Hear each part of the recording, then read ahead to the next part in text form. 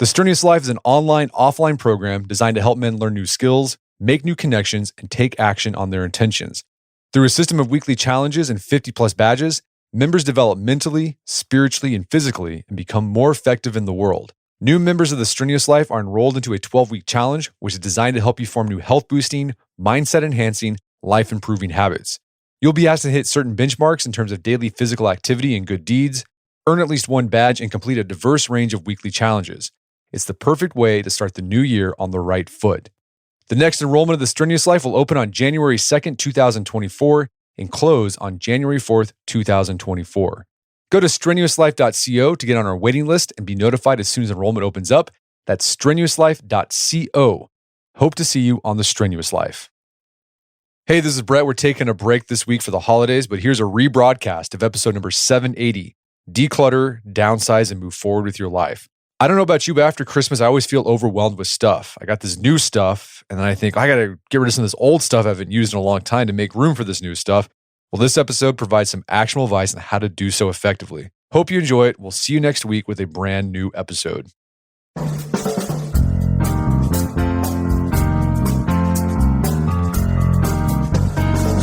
Brett McKay here, and welcome to another edition of the Art of Manliness podcast. You want to declutter, you want to downsize, you want to live more simply. So what's been holding you back from getting closer to those ideals? My guest today sorts through both the psychological and practical roadblocks that can get in the way of living more minimally and more in the present. His name is Matt Paxton, and he's a downsizing and decluttering expert, a featured cleaner on the television show Hoarders, the host of the Emmy-nominated show Legacy List with Matt Paxton, which showcases people's heirlooms and treasures, and the author of Keep the Memories, Lose the Stuff, Declutter, Downsize, and Move Forward with Your Life. We begin our conversation with how Matt got into cleaning out houses and working with hoarders and some of the worst cases of hoarding Matt has seen. We then get into both the mindset and brass tacks tips he's learned from the most extreme cases of clutter that can be used by regular people who just want to pare down their stuff. We talk about why we can feel so attached to our possessions and how to let them go while still preserving your and your family's memories. Matt recommends how and where to get started with your decluttering and offers tools, including creating a maybe pile and a legacy list for deciding what to keep and what to chuck, whether you're dealing with big items like furniture or small stuff like documents and pictures. Matt explains what to do with your stuff, whether trashing, donating, upcycling, or selling, and how much you can reasonably expect to get when you do the latter. Spoiler alert, it's a lot less than you think. We end our conversation with how, after you declutter your place, to keep it from getting clogged up again. Oh, and we also discuss where to find hidden stashes of money when you're cleaning out a house of an older person who's died. This is a really fun and interesting conversation that definitely motivated me to clean out our house. After the show's over, check out our show notes at awim.is/clutter.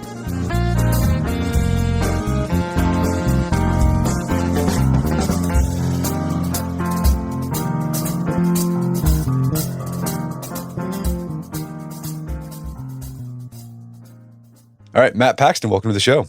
Thanks for having me, man.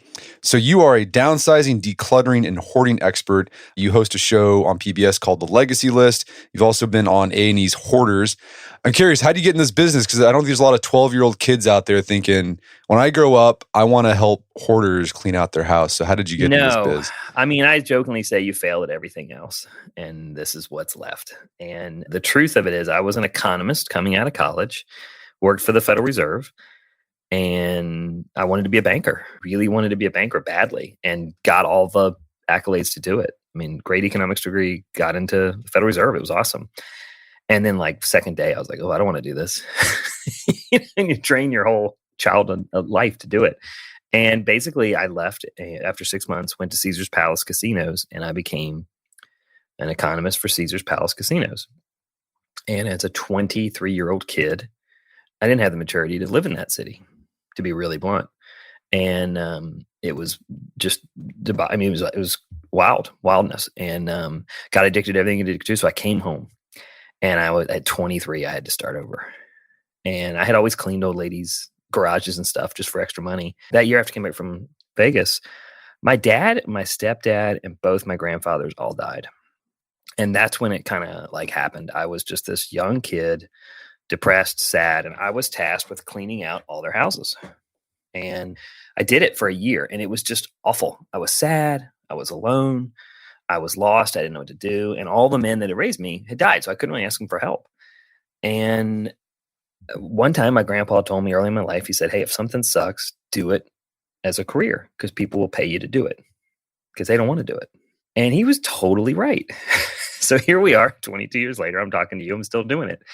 I honestly I didn't hate it. So that's why I kept doing it. And then when I cleared out those 4 houses, I still didn't know what I wanted to do. So I just kept cleaning little old ladies at church. I'd clean their attics and their basements. And then I stopped helping them move out. And then I realized these hoarding houses, nobody wanted to touch them. And so I could charge more. And I loved it. And I did it for 5 years before I got on TV. I just cleaned hoarded houses, just one after another. All right. So you've been doing it for what, 20 plus years? 21 years now. Yeah. 21 years. All right. So you've been doing this for 20 plus years. I mean, give us an idea. I think people have probably seen hoarders, but like, what's the biggest, give us an idea how extreme hoarding can be. Like, what's the biggest project you've worked on? All right. So, I do the physical part of the cleaning. And, the harder part is the mental lifting, right? So, and we'll talk about this more, but people hoard for a reason. Something bad's happened to them. And so it's important to know when you walk in one of these houses, the bigger the mess, the more extreme it is, the more insane it looks to you. That's how damaged and how hurt that hoarder is. So I always have to preface because this is the number one question. What's the grossest thing you've ever seen? Right. I mean, oh man, I had 300 cats in one house one time, like alive. They were running. We had to catch them, 300 cats. And that first cat, that's easy. Like he's fat and lazy and hungry. You just put some treats out and grab them. But the next 100, they're pretty wild. And the last 100 are wild animals. They're not going to be caught. I mean, and you have to like take out drywall and stuff. I mean, that last cat, the 300th cat, that dude has survived for years and has every disease. I mean, like it's the toughest animal in there. And those are the ones that were really hard to catch. So like that, I mean, the smell on that, was horrific. I don't want to get too gross, but there's just been some incredible messes. Volume wise, we had a mansion in North Carolina one time. If you know the traditional 30-yard dumpster that you see on the side of the road at a construction site. Right. And so my business is in cubic yards, so that's a 30-yard dumpster. And a cubic yard is basically equivalent of like a dishwasher. And we were moving out 10 dumpsters an hour out of that house. So I'm talking the equivalent of 300 dishwashers we were picking up and pulling out of that house every hour for 4 days. Wow. And we pulled over 1 million pounds of trash out of that house. And volume, that was 30 guys for 4 days, 12 hours a day. We've cleaned out. We had a 18-story building in Detroit that we had to clear out, and people had just kind of taken it over and hoarded out each floor. And the developers had us come clean it out. There's just your average home. Think of everything you have in your house, and we look at it, and the floor is full, and so we think, oh, our house is full. Right, the walls and the floor, but really, that's a 2D look at it, and a hoarder looks at it 3-dimensionally, and they can fill it all the way up to the top. Well, so you mentioned hoarders hoard for different reasons, and usually it's because they've got some sort of they've had some sort of trauma, or they've got some sort of they're hurt somehow. What are the common are there common issues you've seen with people who hoard? Oh yeah, so it's pretty common. So it's trauma. It's always trauma. Something bad has happened to them. They're looking for something good in stuff. A lot of us look for it in gambling or faith or drugs or alcohol or working out. And I know I'm putting lots of different things in the same pocket there, but we all look for happiness and self-worth in something. Some of it's good, some is bad. For the hoarders, they look for it in stuff. It's usually divorce or abuse or death. A common one lately is, believe it or not, just an empty nest where people have dedicated their whole life to raising their children. And we're at that pocket where there was some really young moms. And so these women are now 50 and their kids are out of college. And they're looking for their self-worth, their value, because their husbands are out working and they didn't get a career. They gave that up for their family, and they successfully raised a really good family, and they did a great job. And now they're gone and they're 50 and they don't know what to do. And they go on Amazon and start shopping. And all of a sudden the house just fills. And so, that's not a horrible abuse thing. It's just a loss. They've gone without their kids. Well, another trauma you talk about that you see with people, and these people they're leaving us now, is people who grew up during the Great Depression. They love to hold on to stuff, and it's because they grew up in a time of scarcity. And it's like, you could probably use that salt and pepper shaker one day, so we're going to hold on to that. Yeah, I have a lot of clients, and I'm glad you brought that up. I have a lot of clients that remember not having food, right? They remember. I mean, I was in Oklahoma one time and she's like, oh yeah, no, my dad had to leave for 3 years. He had to go to California to try to find work. So we didn't see our dad for 10 years. I mean, that's true. I mean, could you imagine that nowadays? Your dad just taking off for 10 years and sending money. And he did it to support the family. And the kids stayed home. And she's like, I remember, and I talk about it in the book, actually. One lady, remember telling me, she's like, oh yeah, one year I got an orange for Christmas and my brother got a peppermint stick. And we would, and they would jam the peppermint stick in the orange and suck the orange juice, and that was their treat. And I was like, yeah, like a stocking stuffer? She's like, no, that was our whole gift. And we were proud to have it, man. We as a society don't really know that type of sacrifice they had. And this is, the last kids of the war, the last kids of the Depression, they didn't trust banks for a reason, right? It's why we find money in a lot of these houses.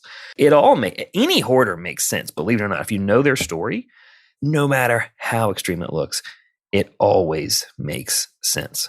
Yeah, the money thing was interesting. You talk about that, where you've learned over the years that especially when you go to a house where it's some, greatest generation person that's 80 and over. 80 and over. Like you go to specific places to look for cash because it's going to be there. Yeah, I got a top 10 in the book that tells you the top places. I mean, my favorite one at the freezer, man. We always find ice blocks full of money. And I actually had one client, a younger client, that she would freeze her credit card because she didn't want to be able to use it.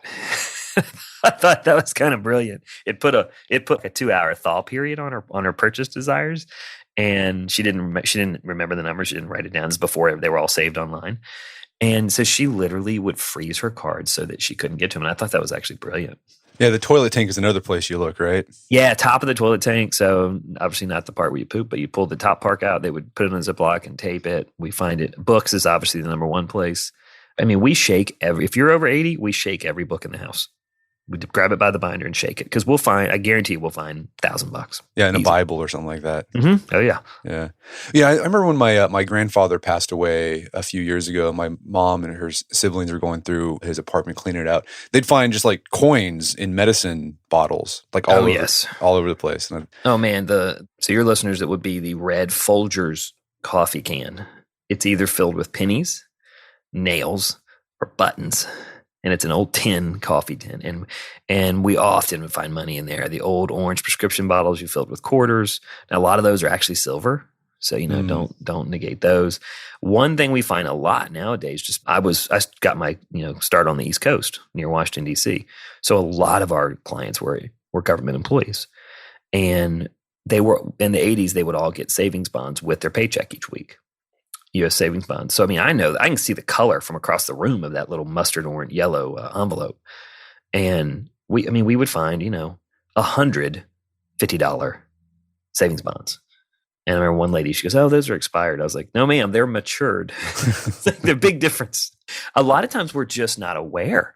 I mean, we find, this is the sexy part of what we do. I mean, we find old stock certificates that have not been converted to digital. They're old paper certificates, which is live money.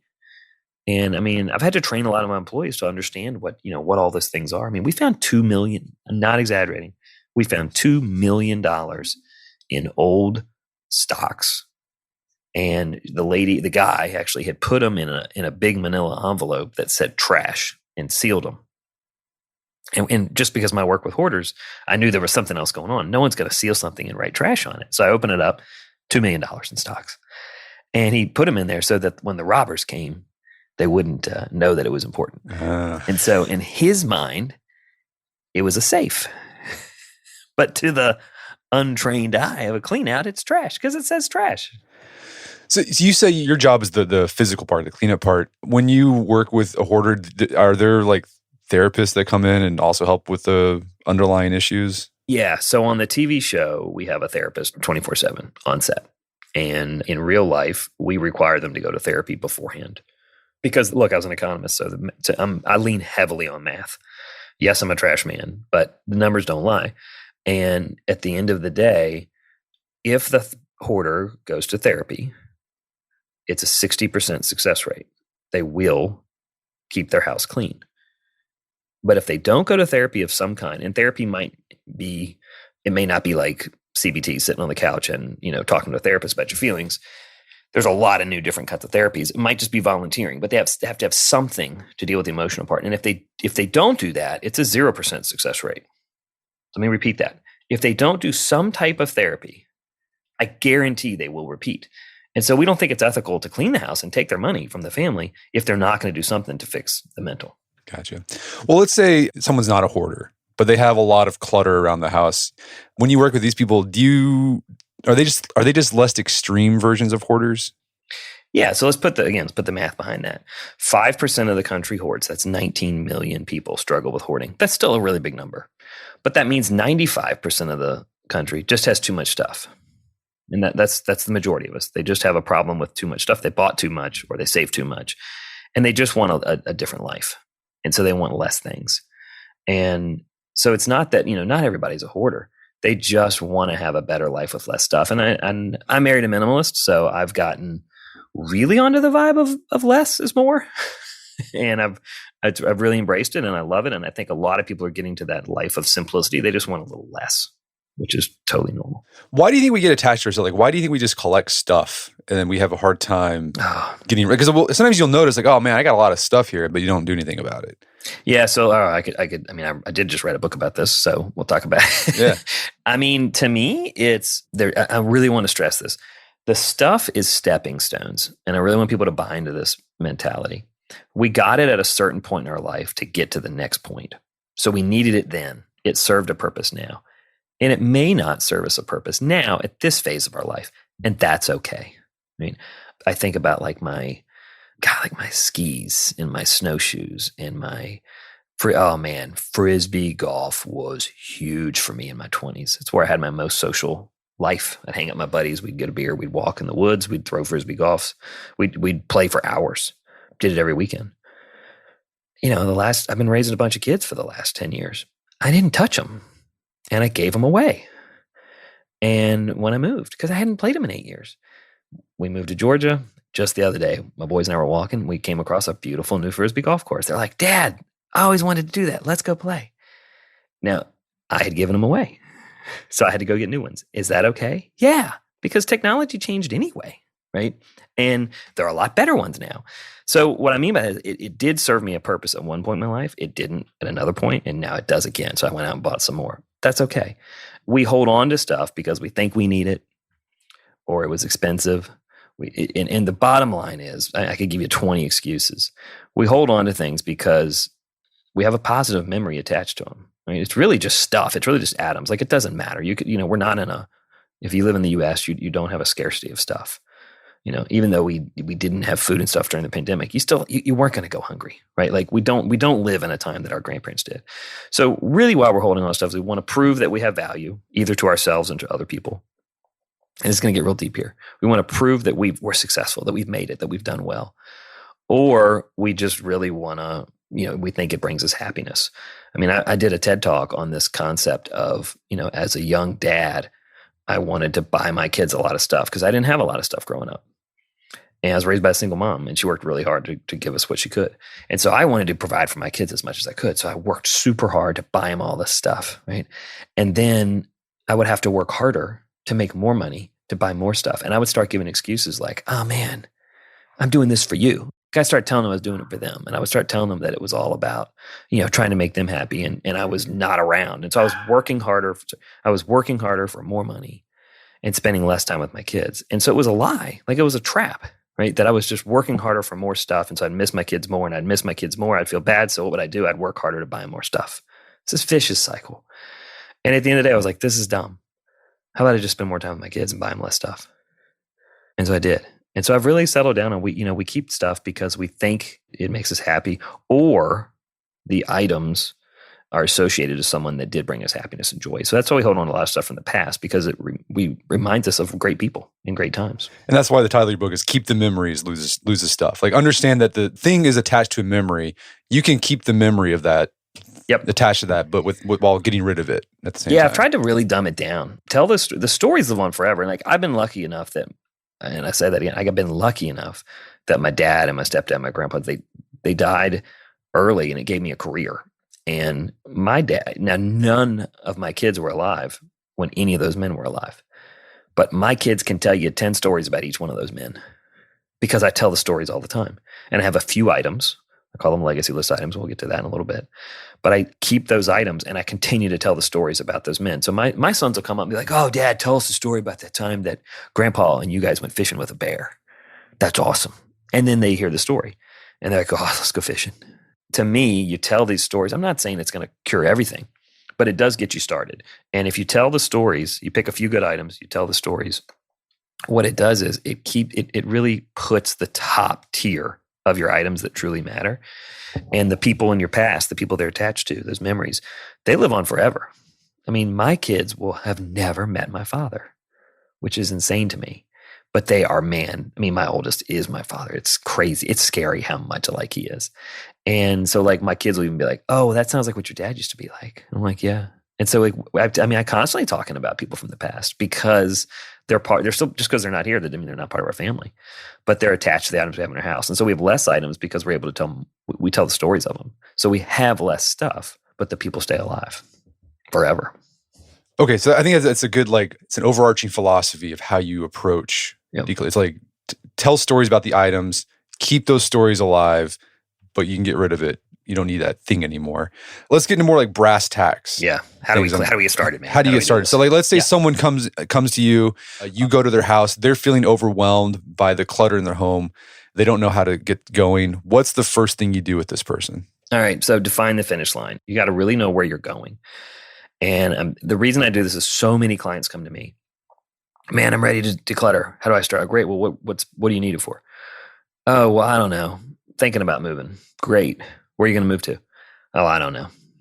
My mom might move in with us, or we might move in with her. We haven't decided. And I'm like, well, how can you decide how do you decide what you're wearing on vacation if you don't know where you're going? Right? Like that's really what it bears it down to. And decluttering, there's two things that are really easy to quit: working out and decluttering. And they behave very similar. And so all these tools are really meant to keep you from quitting, right? And so defining your finish line is really important. And then your why. And the why is it still gets pretty sentimental. And then we'll get into really deep stuff here. But on the why is like, well, why am I cleaning? Like what, like a lot of my clients are downsizing. And so they're seniors and they're going to get out of a house of 50 years. And I'll say, great, where are you moving? Well, I'm going to move down to be closer to my grandkids. So I'm going to move to a smaller apartment in Florida. Great. I got my destination, which is my finish line. I'm going here specifically. I know the floor plan. And two, I want to be closer to my kids. That's my why. I tell this story all the time, but my son, I've struggled with weight my entire life, adult life. I've gone up and down 20 to 30 pounds and it bothers me. And I've been working on it. My 12-year-old son said to me the other night, this is like in October, and he said, hey, Dad, are you going to die at the same age that your dad did? I go, what do you mean, man? He goes, well, your dad was 52 and you're 46, Dad. So that means you're going to die when I'm 18. And he goes, Dad, I've been watching you and it looks like being a dad is really hard and I'm going to need help. So I kind of want you to be here. This is at night, right? Like I'm trying to put my kid to bed. I'm like, buddy, do you think about this? He goes, all the time, Dad. I go, buddy, I promise you I'm going to be here. And he goes, well, then why do you eat all those bad foods that you know are bad for you? And I started to diet the next day. Because I want to be a grandpa. That's my why. All right. So get real clear on your why and where you're going, because that keeps you from quitting. That keeps you focused. Right? That keeps you going because it is real easy to quit. But when I realize, oh man, I got to be there for my son, then I do it. Same thing on decluttering. All right. Step 2 is take it really slow. So many of us, it's taken us 10, 20, 30 years to fill these spaces. Like, I mean, let's not make it a big house cleanse. Just make it a garage. You got no cars in your garage. And you want one car in the garage. That's awesome. But if it's taken you 10 years to fill that garage, so don't try to do it in one Saturday. That's not realistic because you haven't been doing this in a long time. You got to get the skill set back up. So I always say like do it, what I call the 10-minute sweep, which is like really, really almost nothing. You pick a 1 foot by 1 foot area, half of a bookshelf, an individual shelf, maybe your car's trunk, maybe, a 1 foot by 1 foot area. I just say the junk mail is a good place to start. Even that junk drawer in the kitchen on the top left, wherever you have yours, filled with the old Bed Bath & Beyond coupons that are expired, by the way. Everyone has one of those. Like start in that small area and go for 10 minutes. That's it. Do 10 minutes a night for a couple of weeks. And it's not about what you got accomplished. It's that you got something accomplished, that you got started, that you're getting used to it. And that's what matters. And then once you're used to it, then you can expand it to an hour and a half, 2, but I really wouldn't do more than 2. I mean, you really got to get used to just doing it slow, because otherwise it becomes a job and it becomes overwhelming and it becomes easier to quit. And once you quit, you stop. We're going to take a quick break for a word from our sponsors. And now back to the show. No, I think that's a good point. Start small, because I know when I've done decluttering projects in my own life, I'll try to do it all in a weekend, and Never works. it never works. You just get tired and you're like, okay, I'm done. And I'm not done. Well, and our life doesn't suit that, right? Like, I got to take the kids to their game. Like, if you have children at all or grandkids, to cut off 10 hours on a Saturday is a thing. That's hard now. It's our one day off, really off. And so you have to just do an hour, man. If you try to, I hate closets, because you can shut the door and you can walk away from it and avoid it for a very long time. We actually don't have any closets in my house. My wife's a minimalist designer, so we actually don't have any closets, because guess what? If you don't have any closets, you can't store a bunch of crap that you don't need. And so, to me, closets are a symbolism of it's just the easier to quit, because you can shut the door. Do you have any recommendations on where to start your decluttering project? Let's say your entire house it needs a clean. Where would you start? What's the best place to start? And I'm different on this one. I say don't start with the pictures. I'll say that, because pictures can really wear you down. But pretty much anywhere that's not heavily emotional. Like, if you just lost your partner, don't start in the bedroom. Right? I don't mind doing the garage, because it gives you a clean, empty space to work in that's dry and inside. So sometimes I will start in the garage, but I'll set my expectations really low, because the garage also has a lot of boxes that you can break down and make a lot of space. And so I would say where you should start is somewhere you can see a lot of success immediately. So if your dining room table is filled with mail, that's a great place to start. Gotcha. I think dining room's a great place to start, because it's a big table that you can use later for sorting. And quite honestly, none of us are really using our dining room anymore. I mean, it for a lot of us, it's become an office, or it's become a place for the kids to have school during the pandemic. I mean, rarely do we we don't sit at the Sunday dinner anymore at the dining room table. Like, that's not something that happens as much as it used to. So that's an easier place to start. Now, there is some emotion there, because a lot of times if your grandma downsizing to leave the house, actually that's the last place you want to start, the dining room table. If you're a younger generation that you don't use that room that much, then it's a good place to start. For grandma, like, that was the most important room, and that china and that crystal and the silver, that's really important. And the reality is majority of your kids don't want that stuff. Yeah, that's going to be a problem, I imagine, coming up. Where it's now. Yeah, now. Yeah, because brown furniture. Yeah, my mother, she's got a china cabinet full of china that was her mother's and grandmother's, and we don't have a dining room. Like, I wouldn't have any. Like, there's going to be a lot of china cabinets in China on the Goodwill market here pretty soon. So I work with Goodwill. I'm actually Goodwill's ambassador for downsizing and decluttering.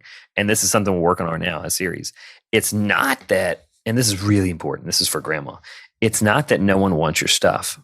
It's not that they don't love you. They just don't want that stuff, the dining room, right? Because we don't have a use for it. Our family memories are made at the ski slopes, or at the beach, or at the river. They're often at vacation spots or somewhere else. And so we want those great memories. We just don't need them from the same place that you had those memories. I mean, Goodwill is filled with china, silver, crystal, and brown furniture. And they can't sell it because nobody wants it. Maybe there'll be like a revival here in 50 years. Nope. No, you don't think so? No. It's a room that doesn't even need to be in the house anymore. Right. And so, I will say that, look, mid-modern furniture is huge right now. And that's beautiful. I don't think we're going to see a bunch of brown furniture from, the colonial dining room furniture. We just don't need it anymore. I'll say this: if you love your china, if you love your silver, use it every day. I saw an old meme the other day that said, "Every day is a special day. Don't save anything for a special day." And as cheesy as that is, I think it's true. So if you like that stuff, start using it, man. I have seen families start displaying their legacy list items in their china cabinet. They got rid of their china. Beautiful china cabinet. You're talking, with the glass windows, you can see everything. Start putting items that actually matter, things you actually care about, that tell the story of your family. Like, start putting those items in there and showcase them and tell the stories and let people see what matters in your house. That's a good way to kind of upcycle it and reuse it. And donate. By the way, donate. Like, the more you donate, you will not be happy with what you get money-wise for the stuff in your house. Here's a stat that'll blow your mind. I mean, I've emptied thousands of houses. And when you empty a house, after the kids have taken the stuff they want, guess what the average household value is of all the items inside your house? No clue. $8,000. That's it? That's it, man. You spent a lifetime and probably a couple $100,000 filling it. Now, good, you've taken the stuff you care about out, the important stuff. But all that extra junk, and it's funny, I just did this last year. I moved. And I've been saying that stat for 5 years now. And I sold all the stuff in my house on Facebook Marketplace.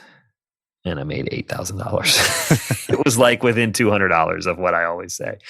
It's about 10% financial value of what you paid for it. So if you think you should list it for $1,000, you're gonna be lucky to get 100. Now I'm averaging. This is not every single item, but just set expectations extremely low. So like that dining room set, my mom paid $5,000 for it, dude. If you get 500, you'd be lucky. You'd be real lucky. If someone picks it up for free, you'd be lucky, to be honest. And a lot of that stuff, pianos is a real challenge. Nobody wants big pianos anymore. Your mom might have spent $75,000 on it in 1950. And that's a ton of money, right? But good luck getting it donated right now, because people just don't have, that's not for common life right now, those things. But yeah, I mean, it's donation is where you see the most value. There's always someone that needs more than you. There's always a group of people that have less. And I found that, man, the more you donate, the more you give to a family, the happier you will be. And the cleaning goes faster. I imagine that's another reason that people hold on to stuff, because they think it's really valuable. In their head, It's valuable. It's like, well, this is a grandfather clock that's been in our family for 3 generations. It's worth, $90,000. It might be, maybe there's a market, but like probably not. Most people aren't going to put a grandfather clock in their house. No, let's do mindset. All right, so a lot of this book is about mindset. And so emotional value and financial value. Emotional value, it's worth $100,000 because it was your grandpa's. Tell me about your grandpa. That's why I talk about the story so much. Your grandpa was awesome, but that financial value is not actually equated to how awesome your grandpa was. He might have worked his butt off to get that clock for you guys. He probably did. He was an amazing man, and you really miss him. I'm sorry he's dead. This is the kind of conversations that happen in the houses that I'm working in. I go, that's great, but I got 2 bidders on this clock, and the highest bid right now is $500. And you only need 2 bidders, because that's basically whatever an independent third party is going to pay you for it. That's what something's worth. And what I found is when we start hanging on to that, well, it's worth so much more. What that is that's procrastination. That's your brain trying to slow down, because you're just not, you're sad. It's hard to let go of stuff, because at one point, like, what if I need that again someday? What if someone really wants that? Or what if my kids want it? Your kid's 8. I don't think he wants that clock. Right? Are you going to haul that thing around for another 20 years? And so we start to procrastinate. What I remind people is you've already decided you didn't want that item. You've already made the decision it's not going with you. You just didn't like the price that was attached to it financially. And then I start to look at the value of your time. Are you really going to haul this thing around and spend $100, $200 every time you got to move it? And you're going to spend hours trying to squeeze another $200 out of it from someone else? Your time is worth so much more. I mean, your time is your biggest currency in life, I believe. And so you got to put a value on your time. And I've seen families fight over $100 on a table. And I'm like, dude, if there's 10 people here arguing for 3 hours on text, over $100, really? This is ridiculous. So I really encourage people being put a financial time a financial value on your time. And that really starts to tell you, how much something is actually financially worth. But what we're arguing is over the emotional value, not the financial value. Well, related to this, you talk about the issue with comes up with storage, right? Where people will take that furniture that belonged to grandma or grandpa and put it into storage. That costs up to $300, $400 a month. And if it's there for 25 years, you've spent maybe $100,000. Dude, I had a lady, she was paying $225 a month. I got my calculator. I'm going to do it right now. And it was her nice stuff, right? This was her best stuff. And it was in there for $225 a month for 20 years. So that was $54,000 she spent storing her nice furniture that we sold for about $5,000 when we got it out. Yeah. Okay. So negative $49,000. I told you earlier, let the math figure it out. I talk a lot in the book about a spreadsheet decision. A spreadsheet will take the emotion out of it. And I'm going to put that math right again, $54,000 It sold for $5,000. It was $49,000. If having it there brought you security and made you feel better, then it was worth the $49,000. Might not have been though. And so I try to remind people, everybody, it's, again, back to the stepping stones. Like you had it at some point in your life because you needed it. Now you don't need it. It's okay to let it go. But man, 49 grand, think what you could do. Think of the opportunity cost with that 49 grand. I mean, let's think that was in a bond, right? Yeah. What if that 49 grand had earned 5% a year? Like that's a whole, and now you're looking at 200 grand over 20 years. You know, when you think about it that way, and it's just stuff. Don't get me wrong, stuff has given me a career, and I have some nice stuff too. Like I have an Air Jordan collection. I love Air Jordans. I have a very expensive Jordan collection. My wife hates it, but it's the one thing I enjoy. So that's okay. But by having less stuff, it enables me to have fewer nice things. Okay. So again, the reminder there, separate emotional value with financial value. Always. And then start off small, 10-minute sweep, work your way up. Don't try to do this all in one day. Start in a room that's, whatever. Gives you success. Yeah, gives you success. So when you're talking with a person, they're going through their stuff and they're looking at each item. How do you help them decide whether they should keep it or get rid of it? So I have a lot of exercises. I mean, one, when's the last time you used it? And in my book, I say, if you haven't used it in a month, do you really need it? Now, that was a trick for the readers. Is a month long enough? No, of course it's not.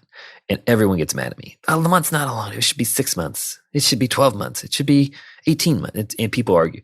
Great. I just wanted you to pick the time.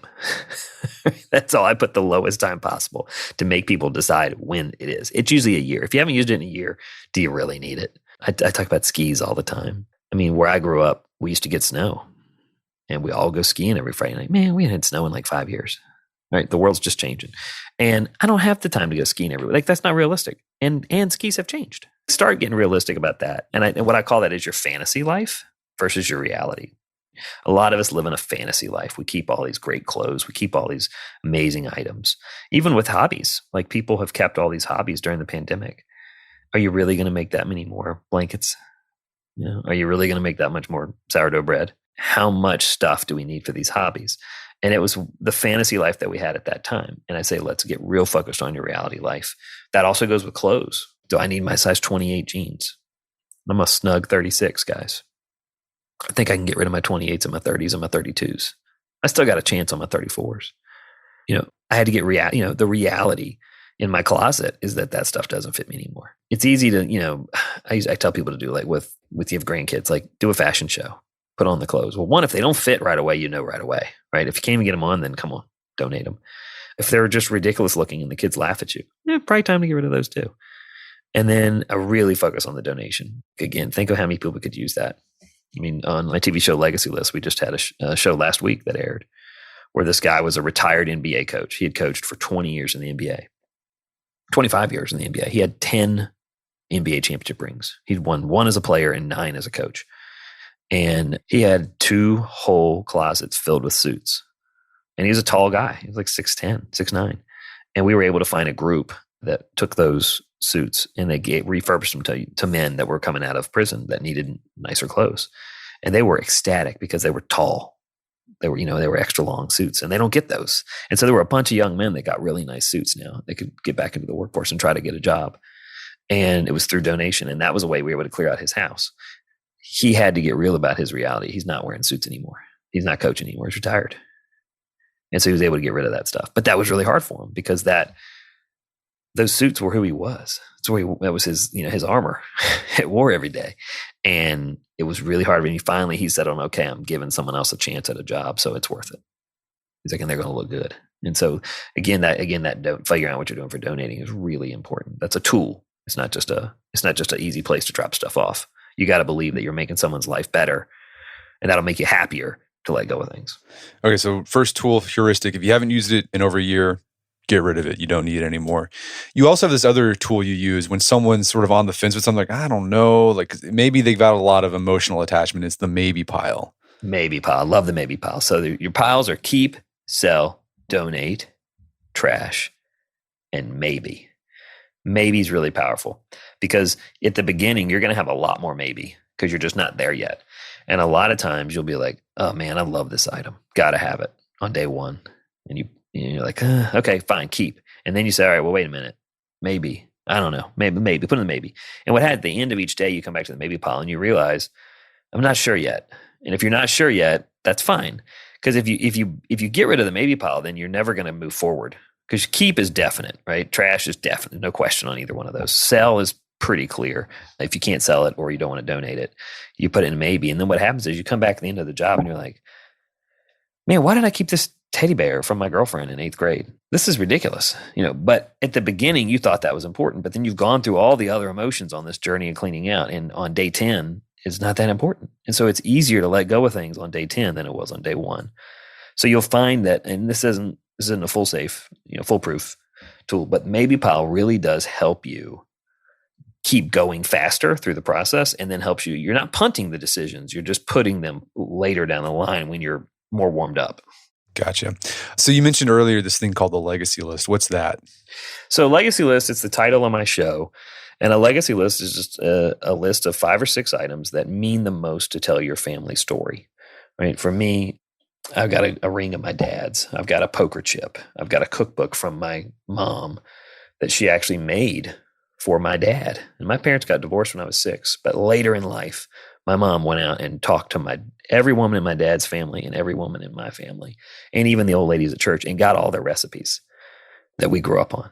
And she gave this book to my dad, and later in life. And then when he passed away, I got the book. But it's all the recipes I grew up in, and it's in all of their handwritings. So it's my mom, my grandma, my great-grandma, my other great-grandma, like all these great recipes, all in their handwriting. And now I have this one book with all of them in one place. That is an incredible legacy, right? So why I want you to really create 5 or 6 items that tell your family's story. It sets the pace on what's important to you guys. And again, it gets you into the habit of telling the stories. And so what it does is when you have these 5 or 6 items, you got to share them too. You got to show them off. They're not meant to be in storage. Like if it's so important to you, why would it be in storage? Like that makes no sense to me. And I see so many families, oh, this is really important. It was my great grandfather's. I love it. You got to see it. Great. Show it to me. Well, it's in storage. I got to go get it. Well, then I'm going to say it's not important. It's not there.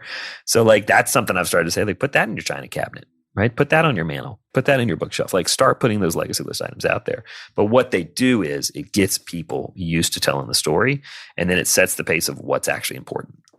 So these are typically items that belong to a parent, grandparent. Yep. Right. And maybe even you. Even you.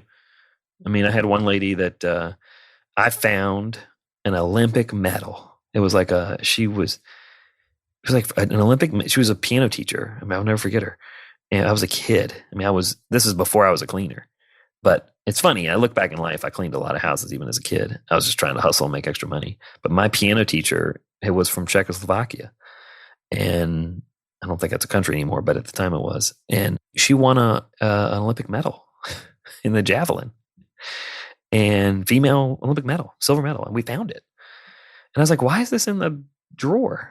She's like, it's just from my past. It's who I was. It's not who I am.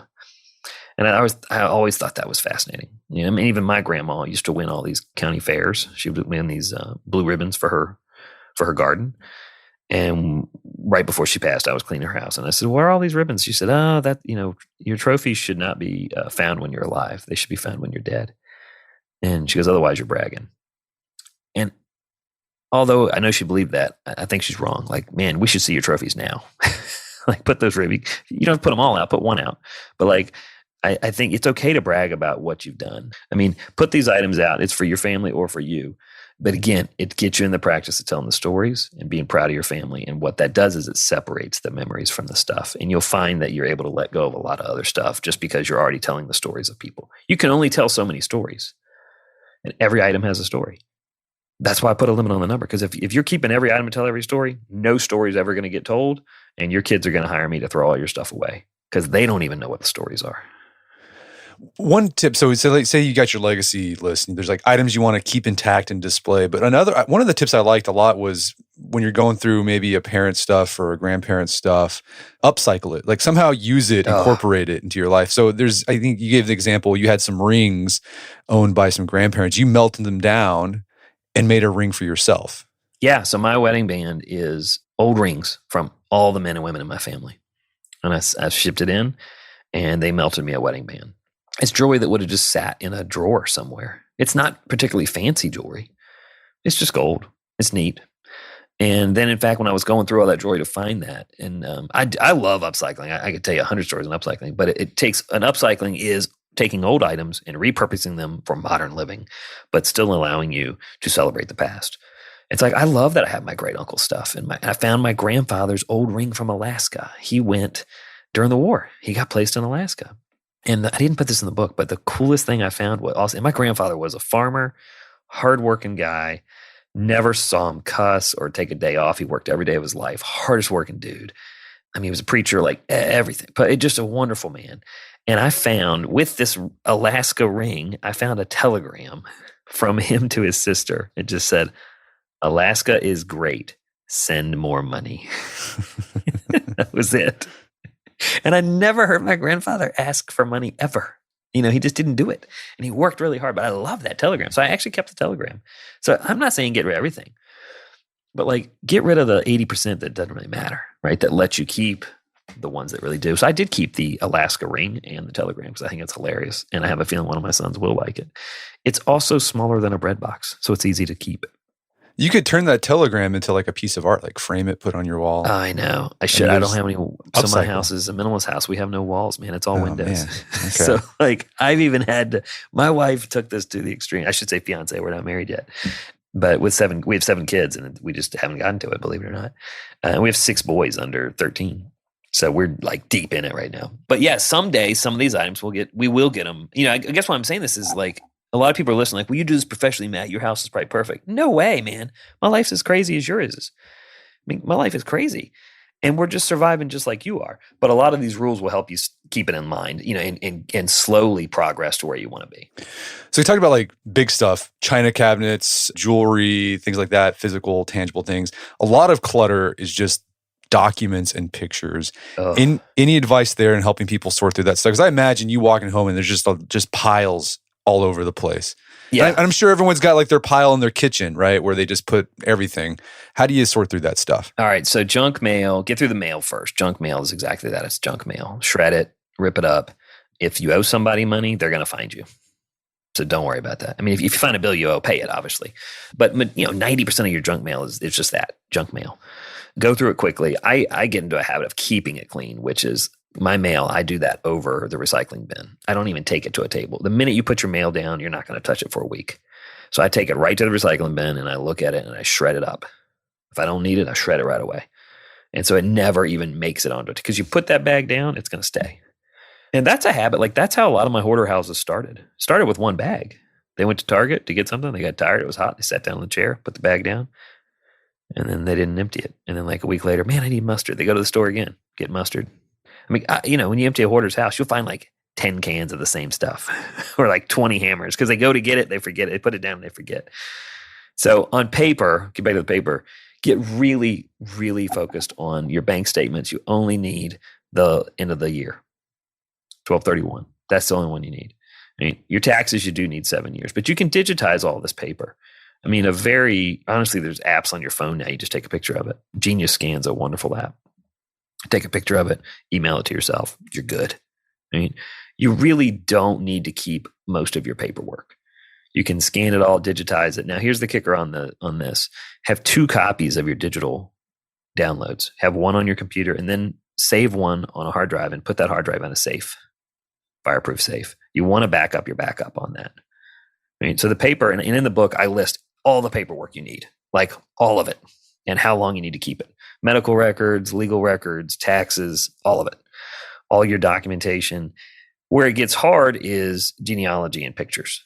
Genealogy is something that comes up a lot in my career because I didn't know a whole lot about it early on. And I went out to this conference in Salt Lake City called Roots Tech. Have you ever heard about it? Yeah. It's the Woodstock of genealogy. And it's unbelievable. And the amount of technology that's out there to help you find the information about your family, it's new to me. And I just love it. I'm fascinated by it. So I'm even finding myself holding on to a little more of the genealogy side of it. And so I always want to say, be respectful of that. If that's who you are in your family and you're the person in charge of that, then make a space for that in your home and respect it and make the space for it. And that's awesome. But on the pictures, man, that's when we get into trouble because we keep doubles of everything. We have doubles from the 80s and 90s and early 2000s. So the ones I tell you to get rid of, and when you're going through the pictures, get really, really, this is where I want you to do the 10-minute sweep. Don't spend more than 30 minutes a night on pictures. Otherwise, it's just you get lost in there. But go through the whole piles at a time and say, okay, I'm going to get rid of the doubles. I'm going to get rid of the negatives because you haven't used them yet. It's 30 years, by the way. So you haven't used them yet, just to put math in there. If you got it in 1990, it's 30 years ago. We don't need them. Get rid of the negatives, get rid of the doubles, get rid of the generic landscapes, which is just, oh, that's a mountain or that's a beach. You don't know which one it is. And there's no people that identify it and no landmarks that identify it. It's just a landscape. Get rid of the generic landscapes. Get rid of the people that you do not know who they are or honestly care to know, don't like them. And that's a new one I've added, the people you don't like. I can't tell you how many families they're like, oh, that's my ex-husband's family. I don't like this. Well, why are you holding them? Well, someone might want them someday. When's the last time you talked to them? It's been 15 years. They're not going to call. You can get rid of the stuff of the people you don't like and don't want. Now, be careful on genealogy. I want to say this. When I say pictures of the people you don't know who they are, this is not the old tintype genealogical pictures. Okay. This is just, a picture you took on your phone and you don't remember anybody in the picture. Is at a party in college. And they don't matter. Get rid of those. The old, really important family heirloom pictures, I still put those to the side. And so just those tips alone right there, like just the duplicates, the negatives, the generic landscapes, and the people you don't like or don't know, that will knock out more than half your pictures right there. And then utilize digitization. I mean, there's so many good companies out there that will do that for you. I'm a big believer in your time is worth more than the cost of that. So get it down to a reasonable number and then have it digitized. I mean, and I'll say this, a stack of pictures 1 inch high is actually 100 pictures. Wow. 100 pictures. How many thousands and 10,000s of pictures do you have in shoeboxes? Or in buckets. I mean, I've had families that have that whole room is dedicated to pictures now. And we just don't have enough time or bandwidth or space to go through them all and tell the stories of all of them. So get focused on them. Get it down to, I think 500 is reasonable. So a shoebox should be reasonable. How many pictures you should totally save at the end. Another tip I found useful, I'm kind of getting out of this stage, but I'm at the stage in life where my kids make me art. And, you're like, oh, this is great. And then you throw it in the trash and they find it in the trash. Like, Dad, why'd you throw this away? I made this for you. And you have to take it out and it just sits on your desk. One thing I've been doing is I'll take pictures of it. Yep. And then chunk it. Digitize the pictures. I have a folder on the phone for each kid. Right. And I take the pictures of it. Now with 7 kids, we're pretty ruthless. Like we're like, oh great, look at your folder. And we like great picture. And we rip it up and put it in recycling right in front of them. And it's made my kids a little harder on that, but they're like, just the other day, my 8-year-old was like, Dad, I made that for you. So we do have we have kind of a frame. It's one of those foldable frames, and that opens up. And so each week the kid will pick, and the younger kid. Your kids, it sounds like they're getting older. Yeah, this is really important for the younger kids because I've seen families that they kept every single picture, picture their kid made, and let's be really honest here, it's mediocre art at best. Right. At best, we're keeping it because we love our kids and we don't want them to get upset. We're not keeping it because it's great artwork. But once a year, they make a good piece. Right? And so that's what I'm trying to set you for. There's one a year you really want. So don't keep them all. And what we do is we take the picture each week, whichever one they love, keep that one they love, get rid of the rest. Right. And at the end of the month, decide which one they love. And it goes in that frame that opens up. Right. It has a latch door on it that opens up. You can get them at any hobby store. Right. And so you're switching out the pictures each month. And they get to see the art that they choose, not you, them. And then at the end of the year, you've got one that you keep, and you put that in a bin. And so I have a bin for each kid, and literally we keep one a year. That's it. But they've displayed up to 12 a year, and we've kept a couple of them digitally for each one. But I promise you, on the back end, we moved last year, and I had kept pretty much every painting of my kids.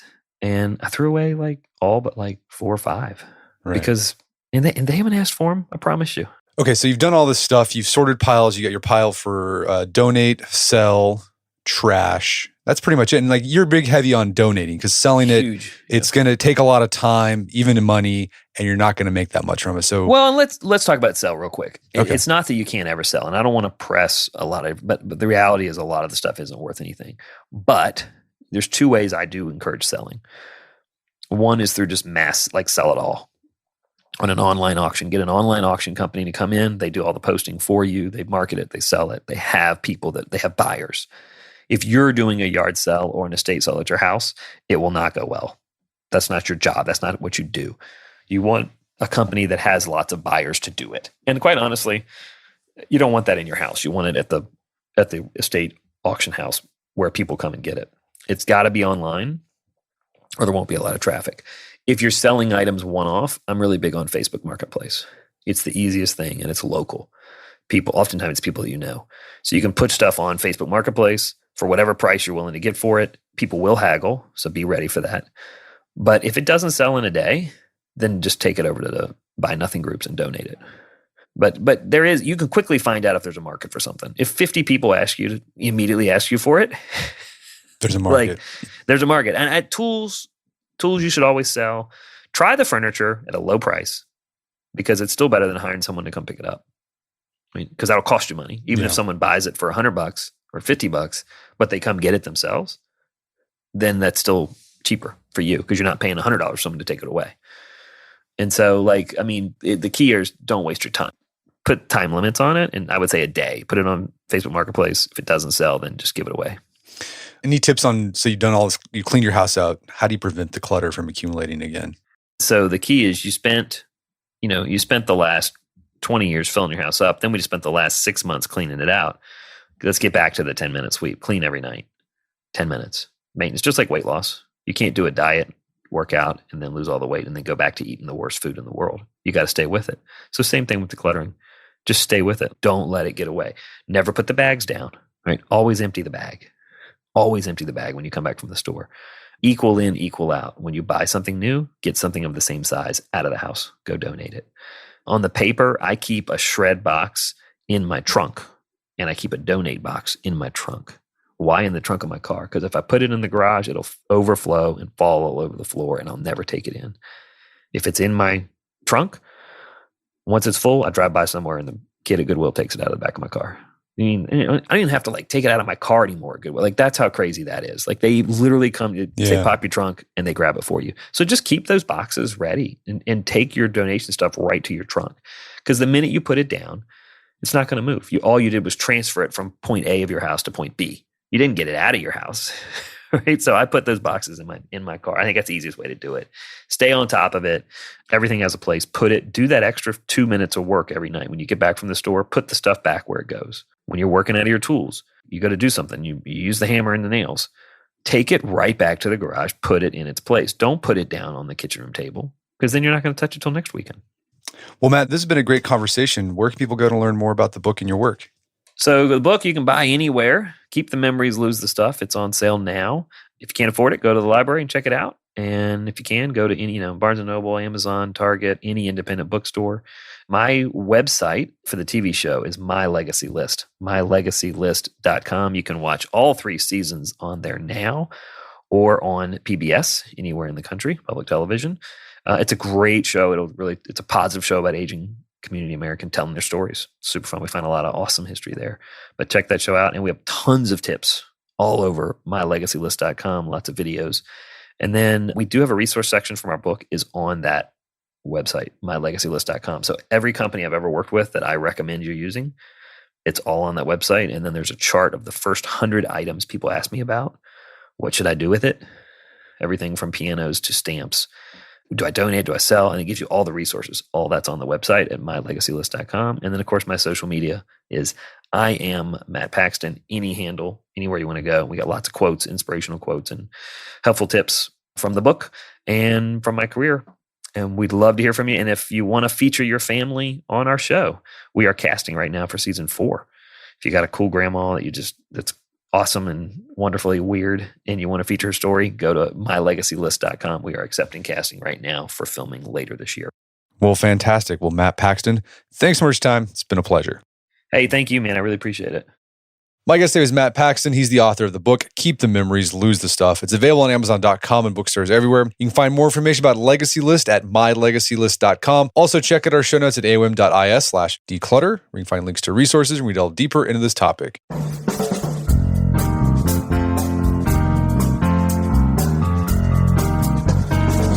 Well, that wraps up another edition of the AOM podcast. Make sure to check out our website at artofmanliness.com, where you find our podcast archives, as well as thousands of articles written over the years about pretty much anything you can think of. And if you'd like to enjoy ad-free episodes of the AOM podcast, you can do so on Stitcher Premium. Head over to stitcherpremium.com, sign up, use code manliness at checkout for a free month trial. Once you're signed up, download the Stitcher app on Android or iOS, and you can start enjoying ad-free episodes of the AOM podcast. And if you haven't done so already, I'd appreciate if you take 1 minute to give us a review on Apple Podcasts or Stitcher. It helps out a lot. If you've done that already, thank you. Please consider sharing the show with a friend or family member who you think would get something out of it. As always, thank you for the continued support. Until next time, it's Brett McKay. Mind telling them to listen to the AOM podcast. Put what you've heard into action.